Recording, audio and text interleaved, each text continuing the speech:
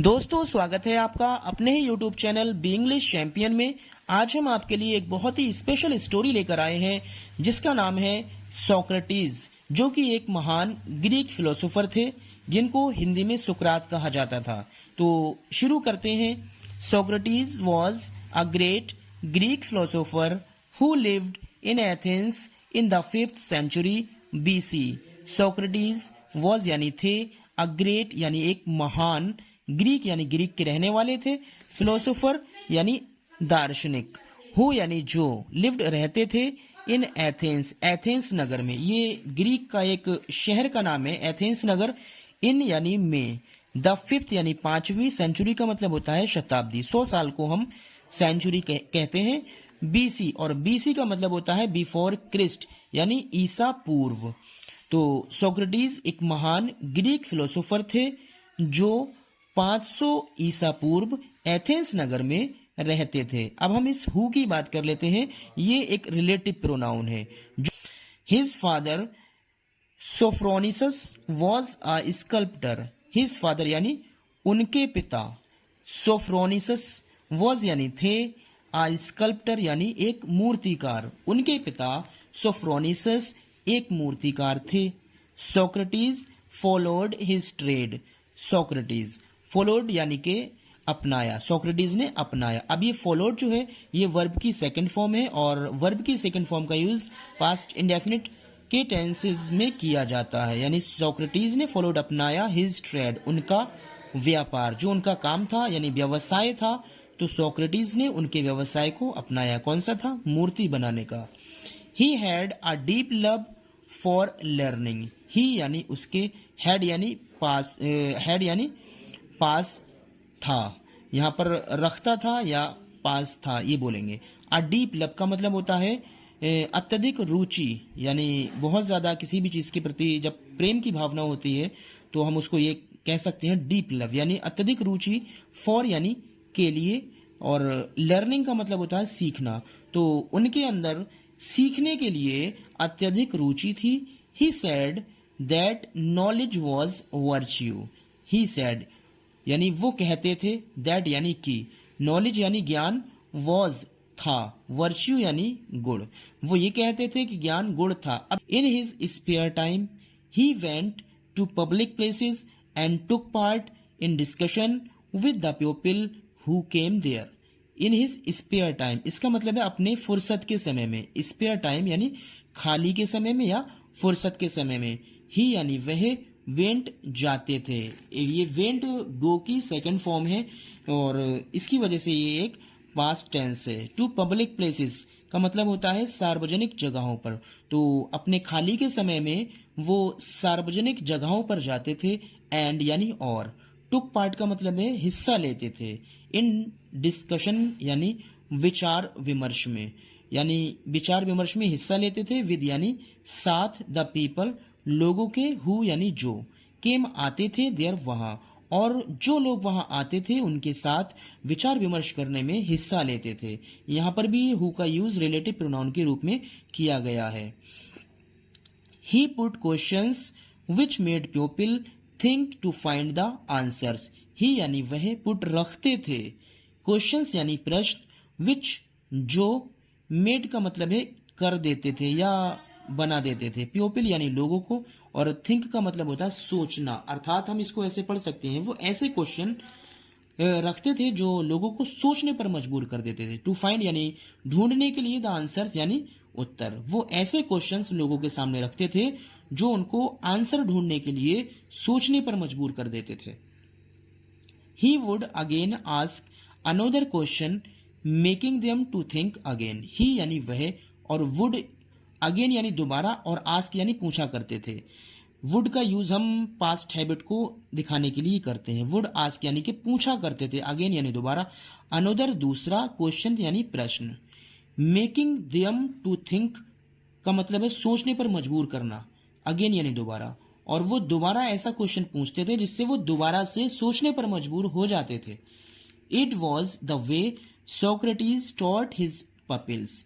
It was the way यानी इस तरह से, इट वॉज द वे यानी इस तरह से सोक्रेटिस ने टॉट यानी सिखाया। ये टीच की सेकंड फॉर्म है और हिज यानी अपने, पपिल्स शिष्यों को। इस तरह से सोक्रेटिस ने अपने शिष्यों को सिखाया।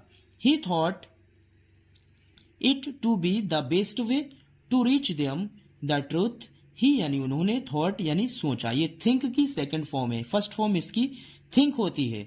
इट यानी ये है, टू बी का मतलब होता है होना, टू बी का मतलब होता है होना, बी जो है वर्ब की फर्स्ट फॉर्म मानी जाती है। द बेस्ट वे यानी सबसे अच्छा तरीका, टू रीच यानी पहुंचाने का, देम यानी उनको, और द ट्रुथ यानी सच्चाई। इसका मतलब उन्होंने सोचा कि ये उनको यानी वो अपने शिष्यों की बात कर रहे हैं, उन्होंने ये सोचा कि ये उनको सच्चाई तक पहुंचाने का सबसे अच्छा तरीका था। His pupils also liked his searching questions. His pupils यानी उनके शिष्य, ऑल्सो यानी भी, लाइक्ड यानी पसंद करते थे। हिज उनके, और सर्चिंग क्वेश्चंस का मतलब होता है तलाश करने वाले प्रश्न, यानी ऐसे क्वेश्चन जिस पर हम सोचने पर मजबूर हो जाएं और जिनके आंसर में हमें कुछ ना कुछ सीखने को मिले। तो उनके शिष्य भी उनके सर्चिंग क्वेश्चंस को बहुत पसंद करते थे।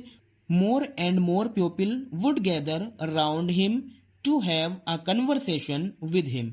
मोर एंड मोर यानी ज्यादा से ज्यादा, पीपल यानी लोग, वुड गैदर इकट्ठा हो जाया करते थे। अब ये वुड का फिर से यूज किया गया है, और जब वुड के बाद वर्ब की फर्स्ट फॉर्म का यूज किया जाता है तो ये पास्ट हैबिट को दिखाता है, यानी इकट्ठा हो जाया करते थे। राउंड हिम यानी उनके चारों ओर। टू हैव यानी करने के लिए, अ कन्वर्सेशन का मतलब होता है बातचीत, विद यानी साथ में, हिम उनके। तो ज्यादा से ज्यादा लोग उनके साथ में बात करने के लिए उनके चारों ओर इकट्ठा हो जाया करते थे। One of his pupils was Plato. One यानी एक, और ऑफ यानी का।